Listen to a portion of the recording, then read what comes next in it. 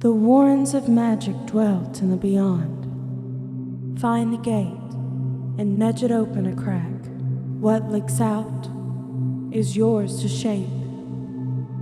Open yourself to the warren that comes to you, that finds you.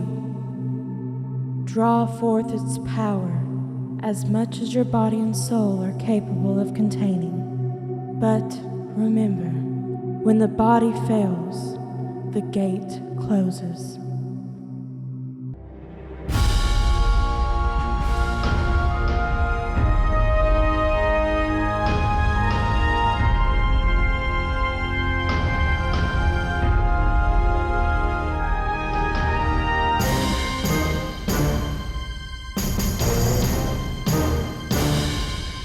How about that quote, huh? That's one of my favorite Tattersale quotes and just one of my favorite quotes of the entire book. Shout out to my man, I Am Electric Man Productions, to him and his girl for laying that down. They did an awesome job. And today we're going to be digging into where those doorways actually lead. We're getting into the high houses and the deck of dragons. So this is a complicated topic, and I want to get this out there that I am definitely not an expert on this stuff. This is just purely based on my having read through the books a couple times and messed around in the Reddit, on the wiki and the forums, etc.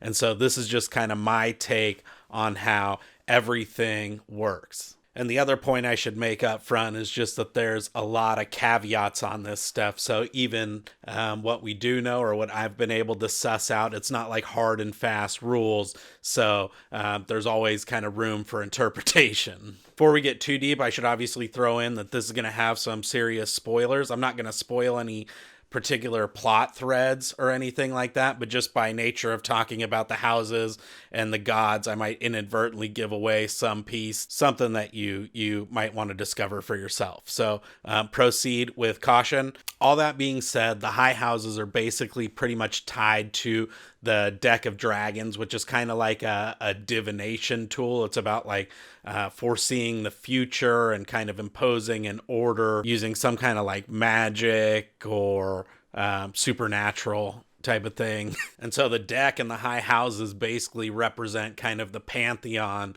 of gods in the Malazan world, with the huge caveat that like the deck doesn't cover every god or all of the religions out there. So we still have all the old holds and the tiles, the elder gods, and then just like all of the ascendants and unaligned who aren't part of like a formal house in the deck of dragons. And so each house basically represents some kind of like elemental force of nature, and we see about 7 formal houses within the deck of dragons. So we have dark, light, we have shadow, we have death, we have life, we have war, and we have chains. And so each house is typically run by a king, though not always the case. And the king is usually like the ruler of that house and the god of some like associated religion / warren. So we have like Hood, who's the god of death. He's the king of High House Death, right? And he kind of is the god over Hood's path, that warren. Same thing with Shadow Throne, right? Shadow Throne rules over Shadow. He's the king of High House Shadow, and he's also like the head deity of the religion of Shadow. And so like in a lot of the cases, right, these are kings who are also rulers of the house and therefore the gods of these warrens, which are actually like their physical realms where they spend most of their time, right? That Shadow Throne was ruling from Shadow. Hood lived in, the realm of death, essentially. Fenner also had a realm / warren that he kind of spent most of his time in.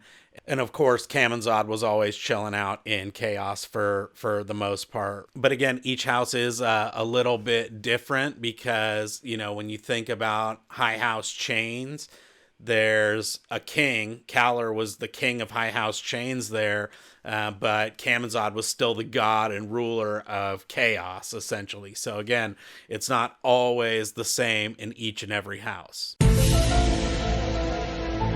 Some are even weirder than that and definitely don't follow the rules. Like Triss is the queen of High House Life. She's like a super badass mage when it comes to Makra, but she doesn't like spend all of her time in the Makra Warren or ruling over the Makra Warren, or even if that is the Warren that's specifically tied to life, because there's a lot more Warrens than there are 7 houses in the deck. There's 12 Warrens at least that we know about. So again, that one is kind of a unique case, right? Because Triss is kind of her own deal, and even the Elder Gods don't really know what to make of Triss, and so that could just be like personality driven. But again, it just kind of really varies from house to house how all these things work. Later on in the series, right, towards the end, we also get like Sandalath, who is the queen of High House Dark, and she's ruling not from Crippled God,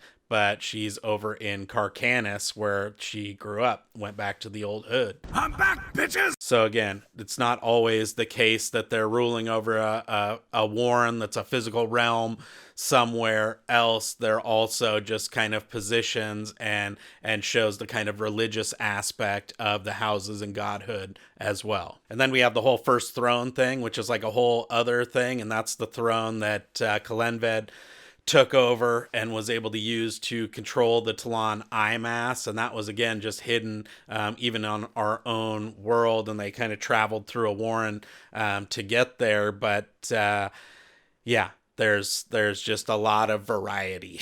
But then there's also like all of the unaligned gods or the elder gods and just straight up ascendants, and these are people who have tons of power and don't really have their own house in the deck of dragons. And they also don't necessarily have like their own warrens or physical realms that they're ruling over either. Essentially, they're just like ridiculously powerful beings. Sometimes they have like worshippers. So you have like Appen, who is, does have worshippers or people who are like slaves to chance or whatever. You have like Ganos Perrin, who's master of the deck, and he isn't part of the high houses or anything like that, but certainly has all these powers and abilities, etc. You've got Akarium and Deathslayer, his polar opposite. Let me know if you have any predictions on Deathslayer.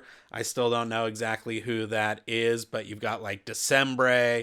There's all kinds of these ascendant figures who, again, aren't part of a high house necessarily, but just ridiculously powerful, basically godlike, immortal people who can live forever and have some kind of crazy like skills, abilities, like enchanted weapons, what have you. And so basically the way I view these houses and the religion and just the pantheon in general is like it's a way to try and put some order or structure around the kind of religious magic system, gods, and the pantheon overall.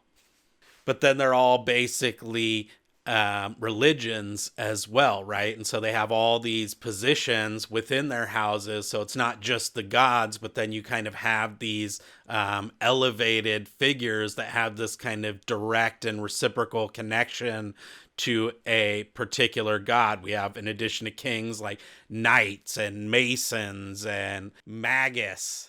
We got heralds, soldiers, mortal swords, shield anvils, right? All kinds of these different positions, and these are basically people who either like do tasks on behalf of these gods, or like specific worshipers or dedicated to these gods, or have like somehow caught the eye of these gods and they want to use them to symbolize something that they're all about, right? Either death or compassion or whatever that thing happens to be. And so in addition, there's just kind of like all these individual positions, which again vary from house to house, and as well as kind of what those positions actually do and mean in the context of their own specific gods. And kind of in return for that, they get, again, some of these special abilities or killer swords or, other kind of fringe benefits by virtue of kind of holding those positions. But to me, one of the really cool things about all of this stuff is just that the positions are all fluid. People's heralds, their mortal swords, their shield anvils are changing. The gods themselves and the rulers of these houses, right? Just ask Fenner, Tog, Fandere, Shadow, whoever was in the Shadow realm before Amanus and before Skara, right? So there's a lot of fluidity there, and just because somebody is a god or an ascendant and can live forever, that doesn't mean that they cannot be killed or that they can just kind of act without consequence. And so it makes it really dynamic, and it's also kind of a two-way street. I think in the next video, maybe we'll get into gods a little bit more, and Ascendancy, and where the Warrens came from, and just kind of all of those dynamics that are really fun to think about and try and explore. But it creates this nice kind of tension because even the gods are, have to kind of tread on eggshells, if you will, or tread lightly because even their positions aren't totally secure. So I think we'll go ahead and leave this one there. I know I probably was just rambling and all over the map. It's a really complicated topic, and I easily could have made this like an hour-long video talking about the Elder Gods and going back to Kharkanas Trilogy and talking about the Azathanai and all of that stuff. But wanted to keep it kind of simple overview and just get some conversation going so that you guys can correct me. Let me know down below. What did I screw up? I know you guys will come through for me. I always get the best comments and learn more from the comment section than anybody's going to learn from this video. So, but it was fun to make, and I enjoyed it. I hope you enjoyed it too. If you did, make sure to give it a thumbs up. Consider subscribing if you haven't already. Thinking about doing a 1,000 subscriber live stream. I don't know if that's something you're interested in. Let me know down below on that too. And yeah, until the next Deadhouse Gates chapter over the weekend, happy reading.